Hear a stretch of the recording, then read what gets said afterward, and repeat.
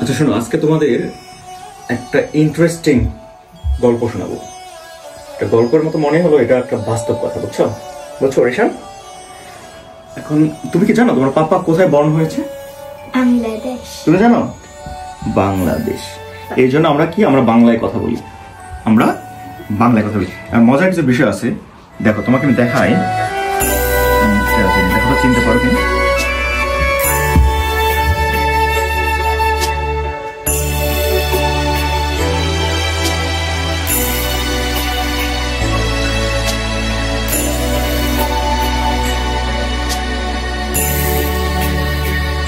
এইভাবে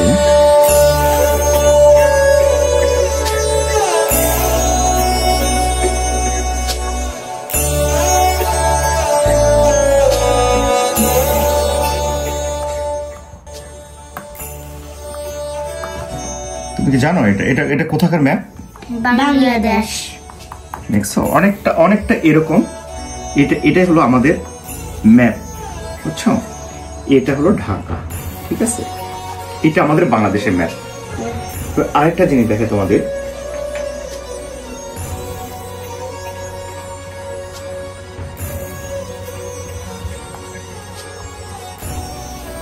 বলো তো এটা কোথাকার, কোন দেশের ফ্ল্যাগ? এটা জাপানিজ। তুমি বলতে পারবা?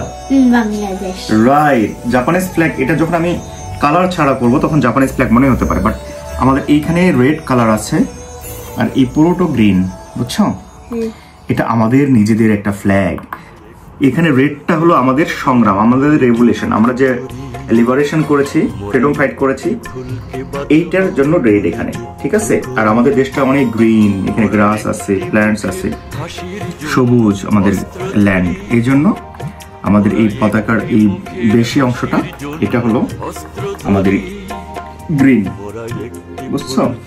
আর আমাদের পতাকাটা সাইজ হলো 10:6, ঠিক আছে? এইটা নিয়ে, এই রেশিওটা নিয়ে পরে একসময় আমি বুঝিয়ে দিব আরেকটু বড় হলে, ঠিক আছে? এই পতাকা তৈরি করা হয় এই রেশিওতে তৈরি করা হয়। যেমন এদিকে 10 ভাগ থাকলে তার 1 ভাগ, তার 6 ভাগ আছে এদিকে। তো এটা এখন তোমরা বুঝবে না, আমি এটা পরে বুঝিয়ে দেবো, ঠিক আছে? আরেকটা জিনিস তোমার দেখো, এই যে আমাদের এটা কোন দেশের ফ্ল্যাগ? এই যে আমাদের বাংলাদেশের ফ্ল্যাগ, দেখছো? ওঠো, দাঁড়াও, ধরো তো দেখি। এই যে আমাদের বাংলাদেশের ফ্ল্যাগ, এটা আমাদের নিজেদের ফ্ল্যাগ, দেখছো কত সুন্দর, green and red circle. You like this? এটা আমাদের বাংলাদেশের ফ্ল্যাগ। এই ফ্ল্যাগটা আমাদের ইমোশন, বুঝছো? এটা আমরা এমনি পাইনি। এই ফ্ল্যাগ আমাদের, আমাদের ফ্ল্যাগ পাপা। তুমি জানতে চাও ফ্ল্যাগটা আমাদের কি করে হলো? আমাদের ফ্ল্যাগ কিভাবে হলো? এই ফ্ল্যাগটা আমাদের হয়েছে অনেক লড়াইয়ের মাধ্যমে, অনেক যুদ্ধের মাধ্যমে, ফ্রিডম ফাইটের মাধ্যমে। এবারে সংগ্রাম আমাদের মুক্তির সংগ্রাম, এবারে সংগ্রাম স্বাধীনতার সংগ্রাম।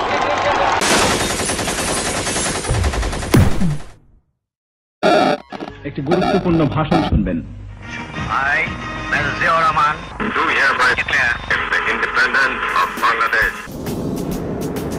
বুঝছো, সেই 1971 তখন পাকিস্তান ওটা ছিল আর আমাদের পূর্ব পাকিস্তান ছিল। তো তখন আমরা লড়াই করে, ফাইট করে এই দেশটা আমরা তখন নিজেদের করে নিয়েছি। তখন আমাদের নিজেদের একটা ফ্ল্যাগও হয়ে গেছে। এটা আমাদের চিহ্ন, এটা আমাদের নিশান, এই ফ্ল্যাগটা।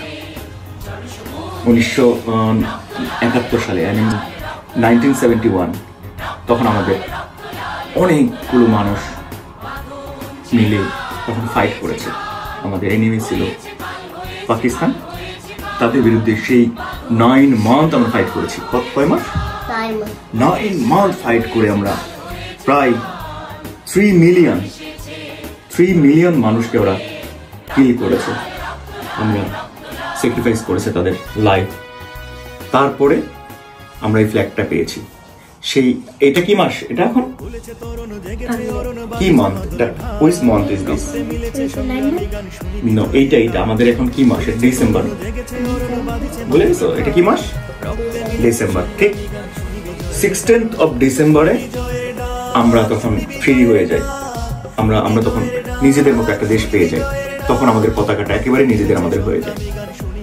কি আমাদের ওইটাকে আমরা বলি ভিক্টোরি ডে বা বিজয় দিবস। কোন ডেট? December the 16th. কোন date? December the 16th. Right, 16th of December আমরা আমাদের একটা দেশ পেয়ে যাই একেবারে আমাদের নিজের মতো করে। তো এরপরে আমরা নতুন করে এই বছর এই 2024 এখন 2024 না ইয়ার 2024 আবার আমাদের এই ভিক্টোরি নিতে হয়েছে, আমাদের স্বাধীন হতে হয়েছে। কারণ কিছু পলিটিক্যাল, তোমরা এগুলো বুঝবো না, তারপরে আমি বলছি, কিছু পলিটিক্যাল পার্টি আমাদের স্বাধীনতাটাকে, আমাদের ফ্রিডমনেসটাকে, আমাদের ইন্ডিপেন্ডেন্সটাকে একেবারে ওরা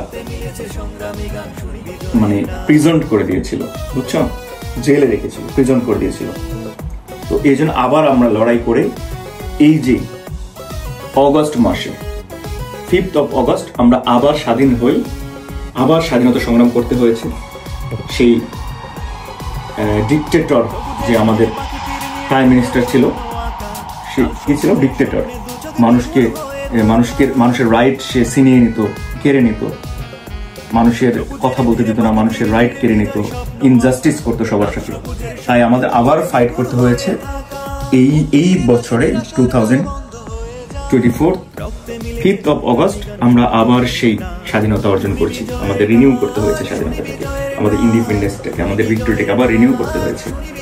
তখনও অনেকগুলো মানুষ তাদের লাইফ স্যাক্রিফাইস করেছে, প্রায় 2000 near about 2000 peoples sacrificed their life for this independence, this victory.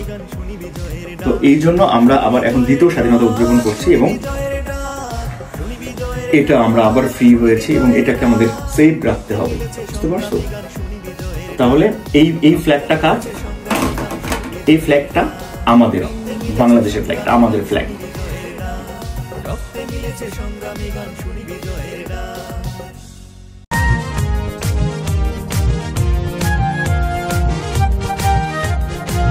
হত্যাকারী সরকার স্টুডেন্টদের যে খুন করছে এই খবরটা যাতে বাইরে না যায় এবং আমরা যাতে যোগাযোগ করতে না পারি, এই জন্য ওখানকার সমস্ত মিডিয়া, বাংলাদেশের সমস্ত মিডিয়া এবং ইন্টারনেট বন্ধ করে দিয়েছে।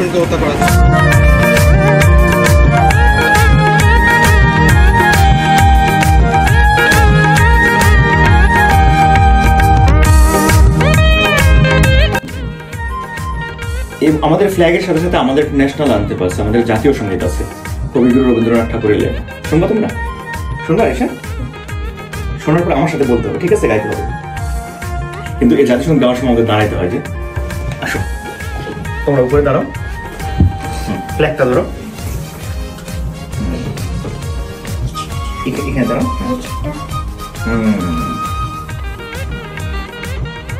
আমি গাই, ঠিক আছে? অ্যাটেনশন। আমার সোনার বাংলা, আমি তোমায় ভালোবাসি,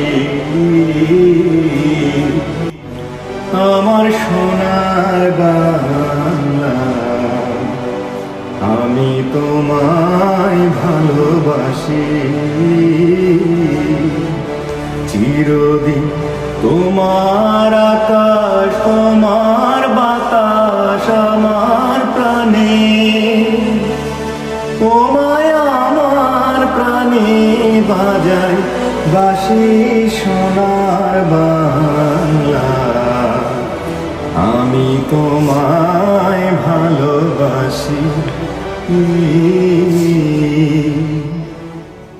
নাইস না? নাইস না? এটা আমাদের ন্যাশনাল অ্যানথেম, জাতীয় সঙ্গীত। এবার আমরা বসে পড়তে পারি। এভাবেই আমরা পতাকা পেয়েছি, একটা দেশ পেয়েছি, একটা জাতীয় সঙ্গীত পেয়েছি, আমাদের সার্বভৌমত্ব পেয়েছি, ঠিক আছে? এই ছিল আমাদের নিজেদের একটা দেশ হওয়ার গল্প, নিজেদের একটা দেশ পাওয়ার গল্প।